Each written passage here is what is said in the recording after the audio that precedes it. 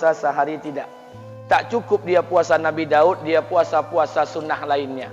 Istrinya nutup aurat dengan sempurna, pakai niqab, pakai cadar, pakai purda, pakai manset, pakai kos kaki. Suaminya 5 waktu ke masjid tak tertinggal takbiratul ula. Anak-anaknya di pondok pesantren hafiz dan hafizah. Tiap pagi berinfak, tak pernah menggunjing orang. Quran terjaga, aurat terjaga, tahajud terjaga, 5 waktu terjaga, duha terjaga, Quran terjaga, puasa terjaga. Sempurna satu keluarga nih, amalnya. Tapi sudah 8 tahun dia tak tengok ayah ibunya. Sudah bertahun-tahun dia tak nyapa kedua orang tuanya. Sudah bertahun-tahun dia tak berhubungan baik dengan ayah ibunya. Sudah berminggu-minggu dia berkelahi dengan ayah ibunya.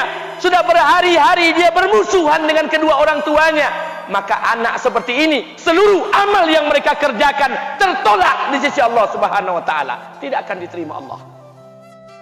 Sebaliknya, kalau ada di antara kita hari ini yang pandai melayani ayah ibunya, tidak ada uang ayah ibu dia kasih uang, tak ada rumah ayah ibu dia buatkan rumah, sakit ayah ibu dia bawa ke rumah sakit, dirawat ayah ibunya dia jaga, kotoran ayah ibunya dia bersihkan pakai tangannya sendiri. Ada di antara kita hari ini yang membersihkan kotoran ayah ibunya lebih dia nikmati daripada makanan yang ia sukai. Begitu luar biasanya dia melayani ayah ibunya. Tapi dia tinggalkan solat, dia injak-injak perintah Allah, dia tinggalkan perintah Allah dengan mutlak. Maka kebaikan satu orang anak ini kepada ayah ibunya seluruhnya tidak diterima Allah Subhanahu wa taala. Atau jangan-jangan inilah yang menjadi penyebab amal kita tak diterima Allah. Atau jangan-jangan inilah yang menjadi penyebab amal kita tertolak di sisi Allah. Kita solat juga, kita sujud juga, kita puasa juga, kita ngaji juga, kita dengarkan ceramah juga. Maka oleh karena itu, Pak, Bu, ayah kita tuh tinggal di kampung, ayah ibu tinggal di kampung sana. Terkadang ayah ibu kita tak sekolah, SD, SMP, SMA tak tamat. Dia sekolahkan kita SD, SMP, SMA, S1, S2, S3 dengan harapan hidup kita lebih baik daripada keadaan dia sekarang. Tapi apa yang membuat kita jarang untuk menjenguk mereka? Saya ingin sampaikan buat kita bersama. Ayah ibu kita tak tahu kita ni eselon 1, eselon 2, Pak. Ayah ibu kita tak tahu pangkat PNS kita 3A, 3B, 3C, 3D, 4A, 4B, 4C, 4D. Ayah ibu kita tak tahu kita ni public figure. Ayah ibu kita tak tahu dan tak mau tahu. Yang dia tahu kita ni anaknya. Ayah ibu kita tak tahu kita punya sawit berapa. Ayah ibu kita tak butuh mobil kita. Dia tak butuh rumah kita. Tapi yang dia butuhkan kita. Apa yang membuat kita jarang untuk menjenguk mereka? Tahun 2016 di Masjid Damai Langgeng, saya diundang ceramah di sana. Habis pulang ceramah, saya baca WA SMS. Ada seorang ustaz Pekanbaru kirimkan WA dengan saya. Saya baca 2 kali, air mata saya menetes. Kenapa? Karena WA itu berisi cerita satu orang ibu sedang menelpon anaknya. Ibunya nelpon anaknya. Assalamualaikum nak. Waalaikumsalam, kata anaknya. Kata ibunya, nak, sudah 1 bulan kau tak tengok ibu. Apa yang membuat kau berhalangan nak? Apakah kau sibuk dengan pekerjaan? Minggu yang kedua ibunya telpon lagi. Assalamualaikum nak. Kata anaknya, waalaikumsalam. Kata ibunya, nak, ibu dapat kabar apa engkau baru beli mobil baru. Apa betul nak? Kata anaknya, betul bu. Kata ibunya, alhamdulillah nak, ibu bangga. Kau pandai menyenangkan hati anak istrimu. Minggu yang ketiga ibunya telpon lagi. Assalamualaikum nak. Kata anaknya, waalaikumsalam. Kata ibunya, nak, ibu dapat kabar bahwa engkau baru beli rumah baru. Apa betul nak? Kata anaknya, betul bu. Kata ibunya, alhamdulillah nak, ibu senang kau bertanggung jawab dengan anak istri. Minggu yang keempat ibunya telepon lagi. Assalamualaikum nak. Waalaikumsalam. Kata ibunya, nak, tadi ibu pergi ke pasar, ibu jumpa temanmu di pasar. Kata temanmu di pasar, temanmu banyak bercerita tentang kamu. Kata temanmu tadi kamu baru beli anak anjing seharga 40 juta dari Belanda. Apa betul nak? Kata anaknya, betul. Kata ibunya, nak, dengarkan pesan ibu untuk terakhir kalinya. Apa pesan ibunya? Wahai anakku, engkau pelihara 1 ekor anjing. Kau siapkan harga anjing 40 juta. Kau siapkan rumah untuk anjingmu depan rumahmu.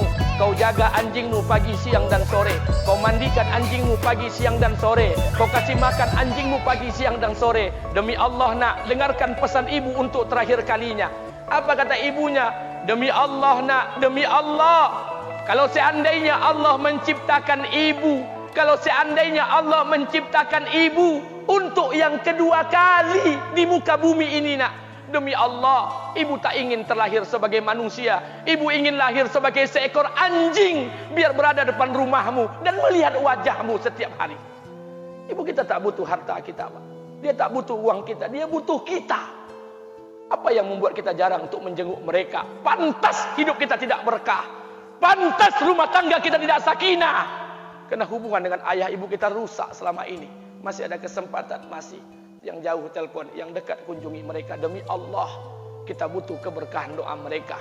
Yang sudah meninggal, ziarahi kuburnya dan doakan mereka.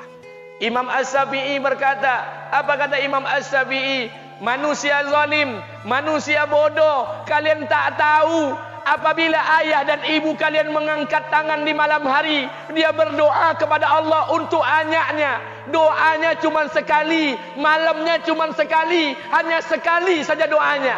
Apa kata Imam Syafi'i? Sekali doa ayah dan ibu kalian sudah cukup bagi Allah untuk menjadikan kalian anaknya berkah dunia akhirat. Hari ini berapa banyak doa ayah dan ibu kita, tapi tidak ada keberkahan buat anak mereka. Kenapa? Hati mereka tersakiti. Maka pulang, Pak, cari mak bapak kita. Kita punya rumah hari ini, Bu, kita punya rumah, punya harta, punya uang, punya pekerjaan, punya kekayaan, punya sawit. Kita jadi orang hari ini jadi pegawai bukan kena sarjana kita, Pak. Kita jadi orang hari ini bukan kena otak kita. Kita jadi orang hari ini bukan kena kepintaran kita. Kita jadi orang hari ini jangan-jangan kena keberkahan doa ayah dan ibu kita yang tak pandai tulis baca di kampung sana. Cari mak bapak kita, Pak. Demi Allah, kita butuh keberkahan doa mereka. Apa guna di kehidupan dunia sementara Allah tidak ridho dengan kehidupan kita? Pantas amal kita tertolak di sisi Allah. Maka pulang ke rumah cari mak dan bapak kita yang masih hidup, duduk bersama mereka. Kalau seandainya kita tak bisa membahagiakan mereka, jangan pernah menyusahkan mereka. Kalau seandainya kita tak bisa membuat mereka tertawa, jangan pernah membuat mereka menangis. Demi Allah, kita hanya punya satu ayah kandung. Kita hanya punya satu ibu kandung. Tidak akan ada ayah kandung yang kedua. Tidak akan ada ibu kandung yang kedua. Harta kita cuma satu. Ayah kita cuma satu. Ibu banyak bercerita tentang kamu. Kata temanmu tadi, kamu baru beli anak anjing seharga 40 juta dari negeri Belanda. Apa betul, nak? Kata anaknya, betul. Kata ibunya, nak, dengarkan pesan ibu untuk terakhir kalinya. Apa pesan ibunya? Wahai anakku, engkau pelihara satu ekor anjing. Kau siapkan harga anjing 40 juta. Kau siapkan rumah untuk anjingmu depan rumahmu. Kau jaga anjingmu pagi, siang dan sore. Kau mandikan anjingmu pagi, siang dan sore. Kau kasih makan anjingmu pagi, siang dan sore. Demi Allah, nak, dengarkan pesan ibu untuk terakhir kalinya. Apa kata ibunya? Demi Allah, nak, demi Allah. Kalau seandainya Allah menciptakan ibu, kalau seandainya Allah menciptakan ibu untuk yang kedua kali di muka bumi ini, nak, demi Allah, ibu tak ingin terlahir sebagai manusia. Ibu ingin lahir sebagai seekor anjing, biar berada depan rumahmu dan melihat wajahmu setiap hari. Ibu kita tak butuh harta kita, Pak. Dia tak butuh uang kita, dia butuh kita. Apa yang membuat kita jarang untuk menjenguk mereka? Pantas hidup kita tidak berkah. Pantas rumah tangga kita tidak sakinah. Karena hubungan dengan ayah ibu kita rusak selama ini. Masih ada kesempatan, masih. Yang jauh telepon, yang dekat kunjungi mereka. Demi Allah, kita butuh keberkahan doa mereka. Yang sudah meninggal, ziarahi kuburnya dan doakan mereka.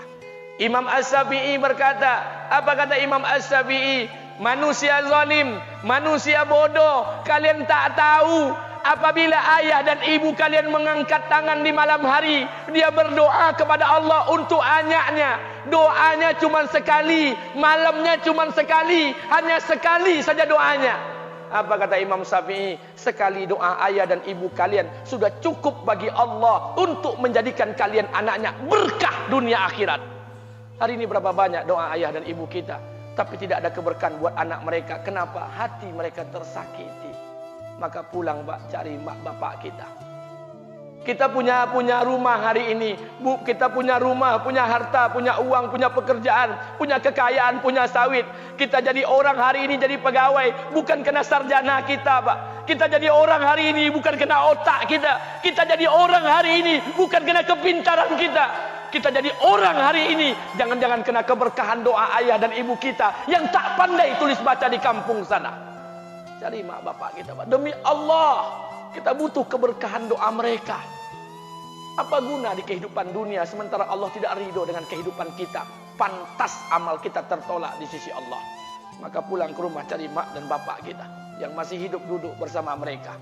Kalau seandainya kita tak bisa membahagiakan mereka, jangan pernah menyusahkan mereka. Kalau seandainya kita tak bisa membuat mereka tertawa, jangan pernah membuat mereka menangis. Demi Allah, kita hanya punya satu ayah kandung, kita hanya punya satu ibu kandung. Tidak akan ada ayah kandung yang kedua, tidak akan ada ibu kandung yang kedua. Harta kita cuma satu, ayah kita cuma satu, ibu kita cuma satu. Tidak akan ada ayah kandung yang kedua, tidak akan ada ibu kandung yang kedua.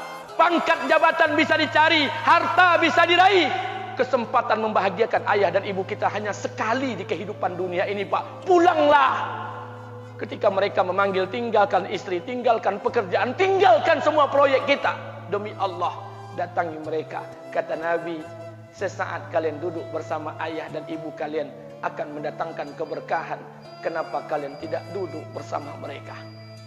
Jangan-jangan inilah yang menjadi penyebab amal-amal kita tertolak di sisi Allah.